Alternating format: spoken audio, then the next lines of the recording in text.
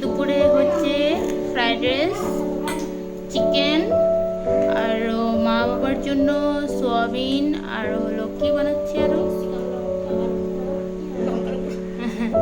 তো আমার দিদি এসেছে কালকে, আর ওই যে সোনু আর মোবাইল নিয়ে বসে আছে।